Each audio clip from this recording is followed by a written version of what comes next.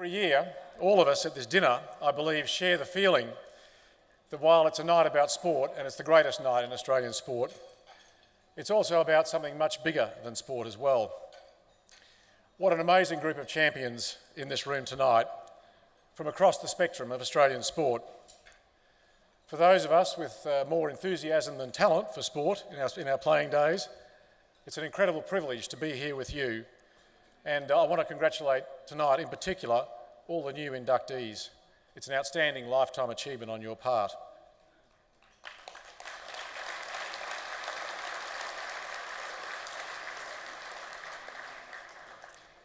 In my role as Chair of Sport Australia, on behalf of all Australians tonight, I want to thank our sporting heroes in the Sport Australia Hall of Fame. You represent, in so many ways, all the greatest things about our country. To the members of the Sport Australia Hall of Fame, thank you for the simple joy and fierce pride you give us in seeing you and our country win on the world stage.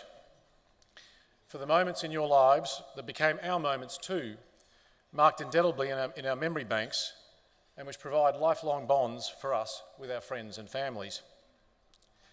Thank you for the belief that you have given us as a nation that Australians can succeed on the world stage in any field of endeavour, competing with anyone, no matter how big their reputation or the resources at their disposal. Living proof of the adage, it's not the size of the dog in the fight, it's the size of the fight in the dog.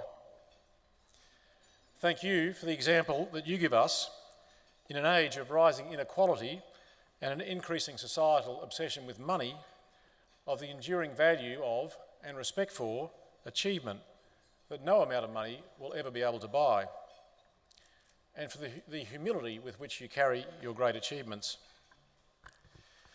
Thank you for the unique power that you have and you use to change perceptions and change society for the better. All Australians see the achievements of our amazing female sports stars and know that glass ceilings must be consigned to history. All Australians see the achievements of our amazing Paralympians accomplishing things that lesser mortals are left in awe with. And in an instant, perceptions and mindsets change in a way which only sport has the power to achieve. And we all take the message into our own lives of you getting on top of life rather than life getting on top of you. And to all the members, thank you for your unwavering commitment to integrity and fair play in sport. While we as a country love to win, we don't believe in winning at any cost. More than anything, this national value comes by example from you, our sportsmen and women who don the green and gold.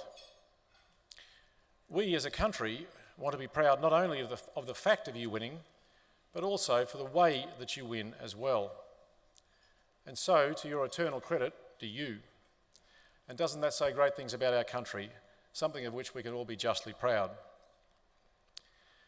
This institution, the Sport Australia Hall of Fame, is one of our greatest national assets. It's like a great big living national library of our stories, our memories, our values. It's unique in the world.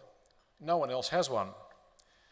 Like mankind's first library, that of our Indigenous Australians, it's an oral library, one based on stories and traditions where you, the members, are not only its stories, but also its storytellers and ambassadors. And like any library, it will keep growing and getting richer in content down the years. To its credit, the story of the Sport Australia Hall of Fame is not only about inspirational achievements and success, it's much deeper than that. It celebrates equally the sportsmanship of John Landy assisting Ron Clark mid-championship race, Raylene Boyle's long-term moral victory, triumph in fact, for the principle of clean sport over dishonourable success, no matter what colour medal she won on the day in Munich, and the incredible courage and resilience of Anna Mears in recovering from a broken neck to podium just 6 months later in Beijing. These are the wider lessons of life that sport speaks to us all about. Our organisation, Sport Australia, changed its name last year from the rather institutional-sounding Australian Sports Commission, and in the process it became compellingly clear to us that we should deepen our long-term partnership with the Sport Australia Hall of Fame. It's natural and obvious that Sport Australia, and with it our Australian Institute of Sport, should be the major partner of the Sport Australia Hall of Fame, and we're immensely proud to be so. Our mission and values align 100%. We're investing with the support of the Australian Government at all levels of sport and physical activity in Australia, from community through pathways to elite.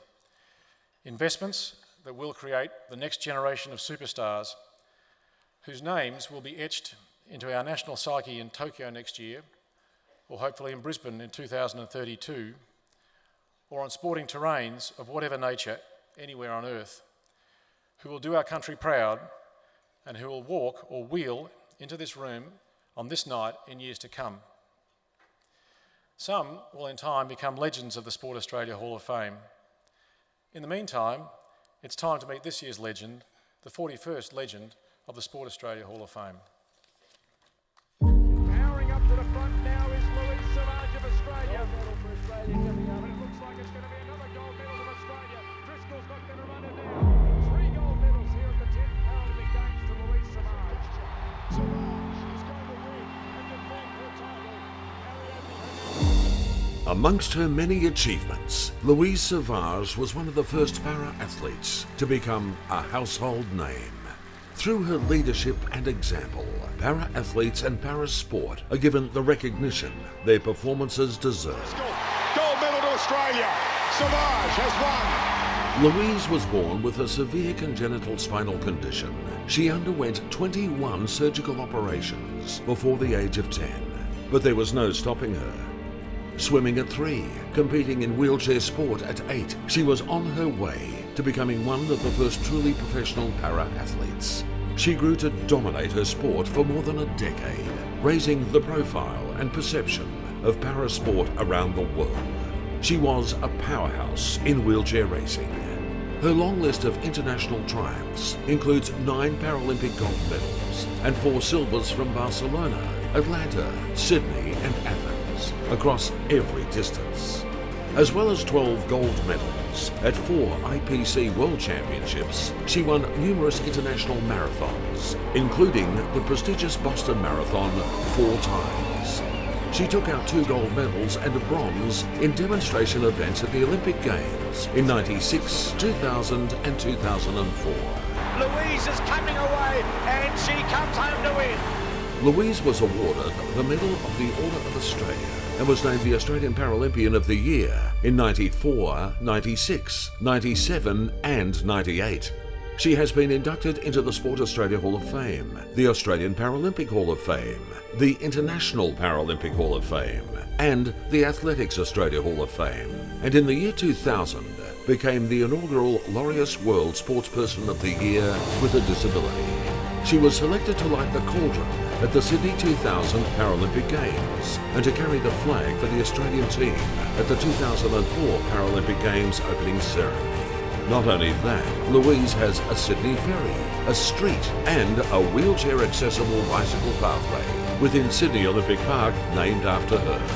Through her incredible pioneering endeavours, para-athletes enjoy elite status parallel to their able-bodied compatriots. Tonight, she becomes the first para-athlete to be elevated to legend status in the Sport Australia Hall of Fame. It is with enormous pride that Louise Sauvage OAM receives the nation's highest sporting honour. She becomes the 41st legend of Australian sport.